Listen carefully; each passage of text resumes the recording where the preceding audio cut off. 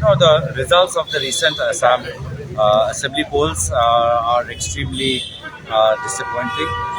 I've said it before that I take full responsibility for it. I've also communicated to the High Command that of the position that we take full responsibility for it, and it is for the High Command to decide the future course of action in terms of organizational restructuring as well as outlining the next few steps. At the same time, we have already started an internal review process, speaking to our ex-MLAs, our contesting candidates, our sitting newly elected MLAs to assess their feedback, what are they hearing from the ground and what we are going to do in the future. And today is our second step where we called our district leaders, some of our more senior leaders, and I think over the next month we would be trying to identify the real reasons which can explain this particular 2026 result. मौलाना बदरुद्दीन अजमल ने 2 दिन पहले national media के साथ बात करते हुए कहा है कि कांग्रेस अब कांग्रेस नहीं रही, मुस्लिम लीग बन गई। इसके ऊपर आपको क्या कहना है? देखिए, उनके पार्टी को और उनके पार्टी के सांप्रदायिक राजनीति को कांग्रेस दल नहीं खत्म किया है।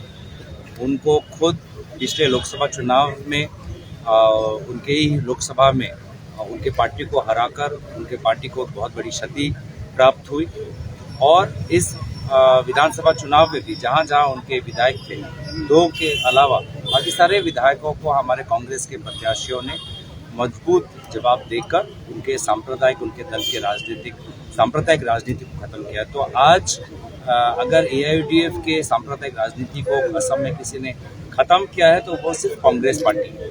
और असम के लोग भी ये समझते हैं कि असम में ध्रुवीकरण की राजनीति में वास्तविक में AIUDF दल और AIMIM का जो दल है वो बीजेपी के बी टीम के हिसाब से उन्होंने काम किया और बीजेपी को मदद करने के लिए उन्होंने प्रचार किया। पिछले कुछ दिनों में असम के अब केयरटेकर मुख्यमंत्री जो है हिमंता बिश्वा शर्मा, उन्होंने जितने भी इंटरव्यू दिए हैं वहाँ पे उन्होंने बार बार ये कहा है कि कांग्रेस में अब हिंदू नेताओं की जगह नहीं है। 18 में सिर्फ एक हिंदू नेता है, वो भी बीजेपी में ज्वाइन कर सकता है किसी वक्त। इसको किस तरह से आप देखते हैं और इसके काउंटर में आप क्या कहते हैं? देखिए, उनके पास विकास का कोई एजेंडा नहीं है। मतलब नए निर्वाचित सरकार के प्रतिनिधि होने के नाते वो असम की जो ज्वलंत समस्याएं हैं जो इस निर्वाचन में उजागर हुई, हाल में ही गुवाहाटी में आर्टिफिशियल फ्लड हुए जिसमें 4 लोगों की जानें गई, उसको लेकर उन सरकार क्या करेगी,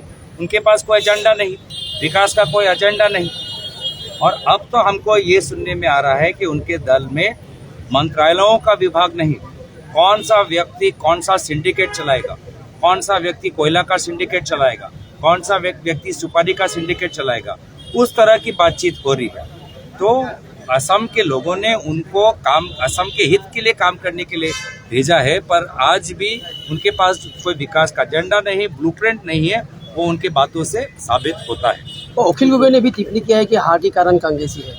देखिए, हमारे जो हम विभिन्न मित्रों, हमने 5 पार्टियों के साथ हमने मित्रता की, 5 में से 4 के साथ तो बहुत अच्छी तरीके से हमारा तालमेल है।